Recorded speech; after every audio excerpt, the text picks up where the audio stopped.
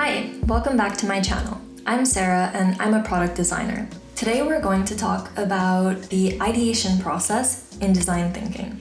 So what is ideation? Ideation is a phase in the design thinking process where you brainstorm and come up with solutions to users' problems. So typically in design thinking there are 5 steps. There's empathize with your users, define your users' goals, needs, and pain points. 3 is to ideate by creating ideas for innovative solutions. 4 is to prototype to flesh out those potential solutions. And 5 is to test those solutions. I've also added in a 6th one because I don't think that the design thinking process encapsulated all the critical steps. So I've added in implement the final solution, which is where you can think of the design to developer handoff, doing QA as the developer is working, doing a final QA, measuring as you do a 10, 15, 50, or 100% launch, measuring those results, and iterating once you get the input from that release. As I mentioned, ideation comes in third, and it's critical to understand your users and the problems that they have before going into doing actual design work. This step, ideation, helps take your research from synthesis to actions. Ideation follows the research process, which is where you're empathizing and understanding your users. Ideation is also after synthesis, which is where you gather all of that data from your research and start defining and start grouping related ideas. This is the point where I really like doing an affinity diagram. And ideation, as I mentioned, precedes doing any design work. So ideation is not about starting the actual designs of features and screens. It's not even about walking through what those features will look like. It's much more high-level thinking about getting into the user's head, understanding them, coming up with what you want to focus on, coming up with as many solutions as possible, and then narrowing those down. So there are a few common challenges that I think all designers are familiar with, have experienced at least once, or are maybe struggling with right now.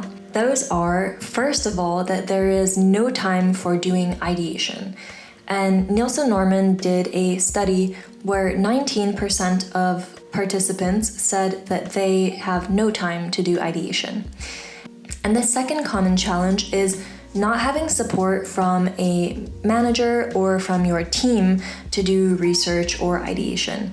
And in that study with Nielsen Norman, 15% of participants said that this was the case for them. I think it's something that we as designers are always familiar with, because even if our company or organization does support us doing ideation, we internally feel pressure as well about getting things done as quickly and efficiently as possible. So we always feel that time crunch. But I'd like to discuss the reasons why you should absolutely take the time to do ideation.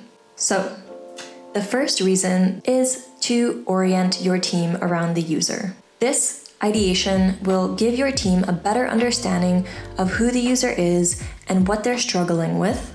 And it will also get your team excited and really invested in solving the problems for those users. The second reason is innovation. Breakthroughs come from pushing past the obvious. So you or your team may already have some ideas for what you think the solutions may be, or what you think you need to fix or focus on.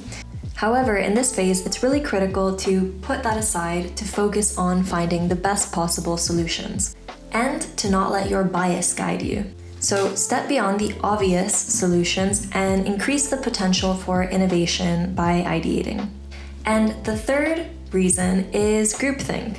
So this is bringing together different team members, so different perspectives and different skill sets, where you can then come up with the best possible solution. And I'll give you an example of this. So I did an ideation session last week, and we had a product manager, we had an engineering manager, front-end and back-end engineers, and me, the designer. There are definitely how might we questions that we came up with where I did not know what the solution could be, simply because it was an extremely technical product. And so this is where we really needed an engineer's input to help guide us towards what a performance-related solution could be. So, ideation ultimately saves time by enabling designers, product, and engineers to make informed decisions on what would impact success and revenue instead of taking a shot in the dark. So those are the reasons why you should do ideation. Now, zooming in a bit more into ideation, you can typically think of this session or workshop in two parts. So you have the divergent and convergent thinking. And divergent thinking is all about generating as many ideas as possible and going really wide. So it's not necessarily about the quality of the ideas, but it's about producing quantity. So everyone wants to produce as many ideas as possible. It's just about generating these really quickly. And then in the convergent step, you narrow in. So you start refining ideas and prioritizing.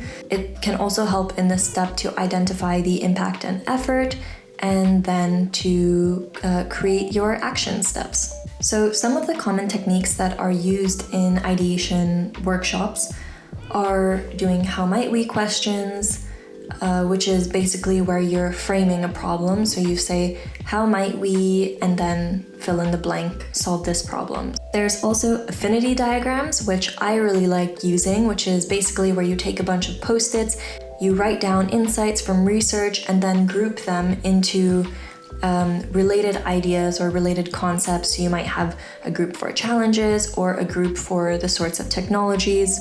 Other ones that are really commonly used are mind maps, storyboards, and even sketching, although sketching with remote teams now can be a bit challenging.